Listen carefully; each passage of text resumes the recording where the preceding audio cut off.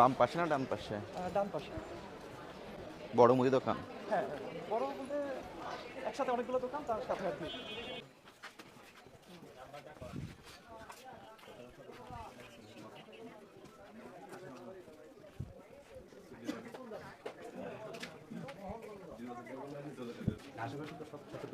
এই যে এইটার বাম সাইডে, এই কোনার দোকান।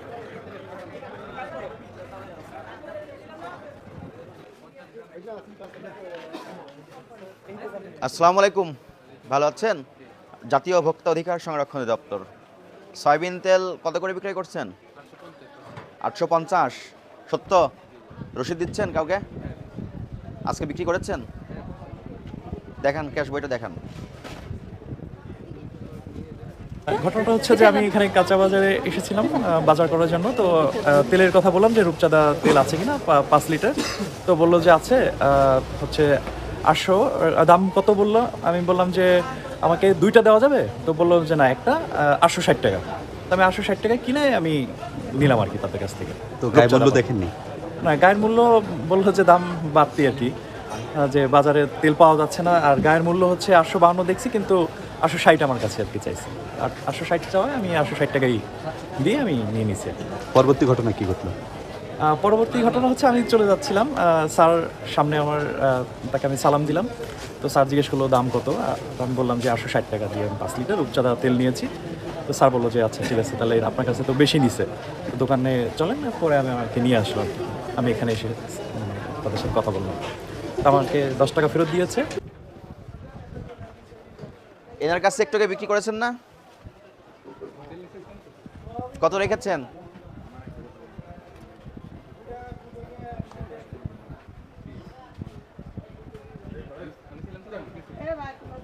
উনি তো 10 মিনিট আগেই কিনেছে, আপনার কাছ থেকেই কিনেছে। কত রেখেছেন?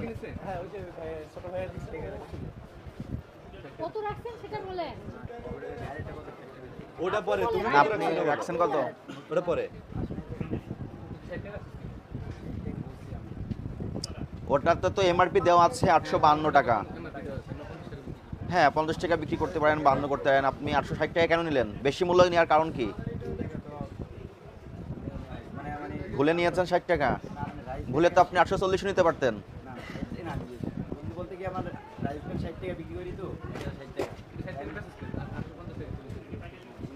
সয়াবিন তেল আছে আপনার এখানে? কনজিউমার ব্যাগ কতগুলো প্যাকেট আছে? বের করে একটু দেখান। আপনি কি কাস্টমারদেরকে বাধ্য করছেন তেলের সঙ্গে অন্য কিছু নেওয়ার জন্য? দিচ্ছেন। দেখি, শুধু কি রূপচাঁদা আছে? ফ্রেশ আর রূপচাঁদা আছে। সরবরাহ পাচ্ছেন ঠিকঠাকভাবে? এটা হচ্ছে 3 তারিখের তেল, নতুন, একদম নতুন। আজকে 9 তারিখ। 9 তারিখ। 852 টাকা বিক্রি করলেন, 860 টাকা।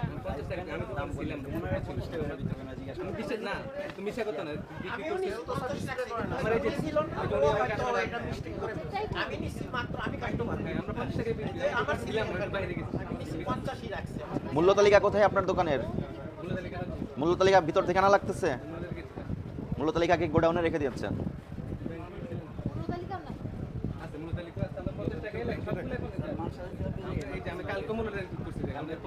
আজকে তো করেন নাই। আপনার এখন কয়টা বাজে?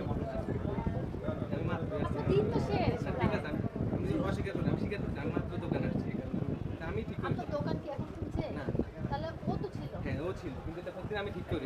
এই যে 8 তারিখে দেখেন, আমি কালকে ঠিক করছি এবং 50 টাকাই লেখা। আমি কালকে বলি 60 টাকা, যে আমার স্লিপ আছে, যে আমার কাস্টমার ওনারা জিজ্ঞাসা করতে 50 টাকাই বলছি।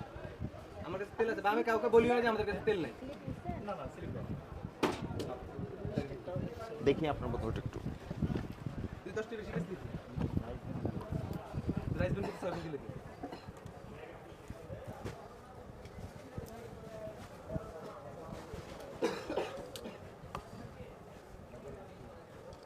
আপনি যে এমআরপি থেকে বেশি মূল্য নিয়েছেন, অপরাধ হয়েছে ভোক্তা অধিকার সংরক্ষণ আইনের, আপনি স্বীকার করেন? যে টাকাটা অতিরিক্ত ওনার কাছ থেকে নিয়েছেন ওই টাকাটা ওনাকে ব্যাক করে দেন। আর এর বাইরে আপনাকে ভোক্তা অধিকার সংরক্ষণ আইন অনুযায়ী 5,000 টাকা আর্থিক জরিমানা করা হলো। 1 টাকা বেশি নিলেও সেটা কিন্তু ধার্যকৃত মূল্যের থেকে বেশি নেওয়া যায়। আমার তো রেট দেওয়া আছে 52 আর মূল্য তাহলে কি এখনই হালনাগাদ করে ফেলেন? 50 টাকা বিক্রি করলে আমার 60 টাকা লাভ হয়। লুজ তেল তো আপনার আপনার কাছে, শুধু বোতলজাত তেল কি এখন একটু আসতেছে সরবরাহ? কই নাগুল কই কারণ 3 কারণ এইভাবে দিচ্ছে আমাদের।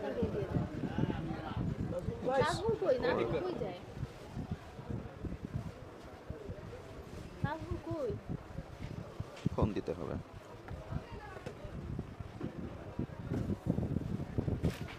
ভিতরে মূল্য হালনাগাদ করেন। মসুর ডাল কত করে বিক্রয় করছেন? 130 আমাদের 27 টাকা কিনবো 30 টাকা বিক্রি। এলাচ এলাচি আমাদের 4900 টাকা কিনে আসি 5000 টাকা বিক্রি করি 100 এলাচের দাম বৃদ্ধি পেয়েছে।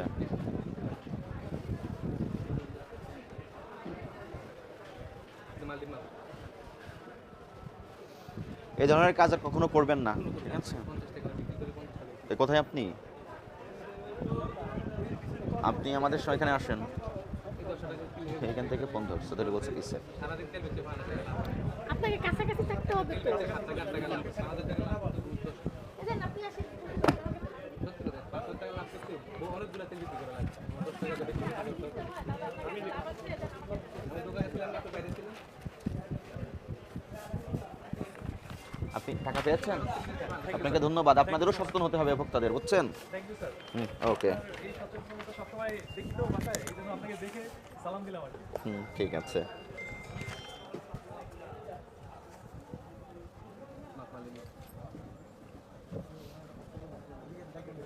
পরবর্তী ঘটনা কি ঘটলো? পরবর্তী ঘটনা হচ্ছে আমি চলে যাচ্ছিলাম, স্যার সামনে আমার তাকে আমি সালাম দিলাম। তো স্যার জিজ্ঞেস করলো দাম কত, তো আমি বললাম যে 860 টাকা দিয়ে আমি 5 লিটার রূপচাঁদা তেল নিয়েছি। তো স্যার বললো যে আচ্ছা ঠিক আছে, তাহলে আপনার কাছে তো বেশি নিছে, তো দোকানে চলেন, পরে আমি আমাকে নিয়ে আসলাম। আমি এখানে এসে তাদের সাথে কথা বললাম। তো আমাকে 10 টাকা ফেরত দিয়েছে আর বললো যে যেটা গায়ের রেট ওইটাই কি বিক্রি করবে। এবং পানিশমেন্ট কিছু দিছে কিনা? হ্যাঁ, পানিশমেন্ট হয়েছে যে 5000 টাকা জরিমানা করেছে দোকান থেকে ভুক্তদের। Thank you. এই যে ভোক্তা অধিকারের তাৎপরিক একটা আপনাকে নিয়ে এসে একটা কার্যক্রম পরিচালনা করবে, এই কার্যক্রমে আপনি সন্তুষ্ট কিনা? সন্তুষ্ট মানে কিভাবে এই দেখেন এটা? ধরনের মানে উদ্যোগই চাই সবসময়, কারণ এই ধরনের আমরা হচ্ছে বাসায় সবসময় দেখি, হ্যাঁ টিভিতে সবসময় দেখি যে বিভিন্ন জায়গায় এই উদ্যোগ নেওয়া হয়, সব জায়গায় কিন্তু নেওয়া হয় না। তো সাফারের আমরাই হই, সাধারণ মানুষ আমরা কিন্তু সাডেনলি আমাদের আপনি কিন্তু- হলো ওনাকে পেয়ে গেছেন, কিন্তু হ্যাঁ। আপনার দায়িত্ব কি ছিল? আপনি তো দেখছেন বা আমার দায়িত্ব ছিল যে আমি এটা বর্জন করে, মানে আমার এভাবে নেওয়া উচিত হয় না, কিন্তু আমার বাসায় তেল নেই, আমার তো নিতেই হবে। বাট এই ধরনের উদ্যোগকে খুবই মানে স্বাগত জানাই এবং চাই যে সব জায়গায় এই ধরনের উদ্যোগটা থাকুক। সবসময় এই ধরনের উদ্যোগকে আমি স্বাগত জানাই এবং সবসময় চাই সাধারণ মানুষের ক্রয় ক্ষমতার মধ্যে থাকুক। এই যে দ্রব্যমূল্য নিয়ে যে একটা সিন্ডিকেট তৈরি করে, রোজার মাস আসতেছে, দেখবেন যে সব জায়গায় সব কিছু উধাও হয়ে যায়, দামটা বেড়ে যায়। আমরা সাধারণ মানুষ প্রতিবাদ করলেও এটার কোনো মানে পাই না, মানে কোনো ভালো সুবিধা পাই না বা আমরা এটার কার্যকারিতা পাই না। তো আমরা চাই সবসময় এই ধরনের উদ্যোগ থাকুক এবং সাধারণ মানুষ যেন কিনতে পারে এবং ক্রয় ক্ষমতার মধ্যে থাকে। এই ধরনের উদ্যোগকে আমরা সবসময় সরকারের কাছে এইটুকু চাই এবং আপনাদের মাধ্যমে এইটুকু আপনাদের কাছেও আমরা উদ্যোগটাকে চলমান রাখার জন্য আহ্বান জানাই।